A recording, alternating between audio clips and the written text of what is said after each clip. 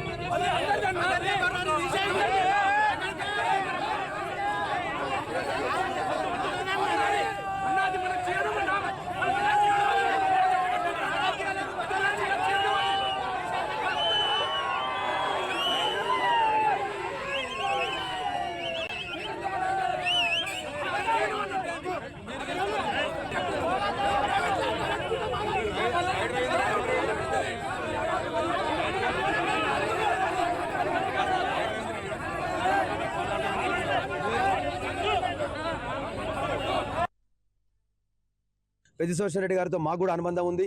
అలాంటి అనుబంధం ఉన్న వ్యక్తి అకాల మృత్యువాత పడితే అలాంటి వ్యక్తిని వారి కుటుంబానికి కానీ వారికి కానీ మనోధైర్యాన్ని కల్పించి వారి ఆత్మశాంతి చేకూర్చేలాగా చూడాల్సింది పోయి ఈరోజు కాంగ్రెస్ పార్టీ రాజకీయం చేస్తూ కనీసం చనిపోయిన వ్యక్తిని విగ్రహాన్ని కూడా లేకుండా కూడా బలవంతపు చర్యతో చేయడం ఇది కరెక్ట్ కాదు.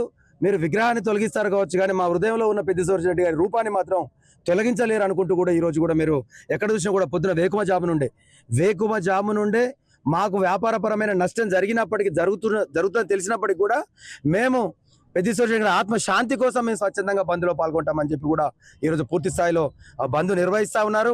బంద్లో పాల్గొన్న ప్రతి ఒక్కరు కూడా మేము పెద్దిశోష రెడ్డి గారి మనుషులుగా మేము వారి కృతజ్ఞతలు బీఆర్ఎస్ నర్సంపేట నియోజకవర్గ పక్షాన కృతజ్ఞతలు తెలుపుతున్నా. అదే రీతిలో పెద్దిశోష రెడ్డి గారితో మాకు కూడా అనుబంధం ఉంది. అలాంటి అనుబంధం ఉన్న వ్యక్తి అకాల మృత్యువాత పడితే అలాంటి వ్యక్తిని వారి కుటుంబానికి కానీ వారికి కానీ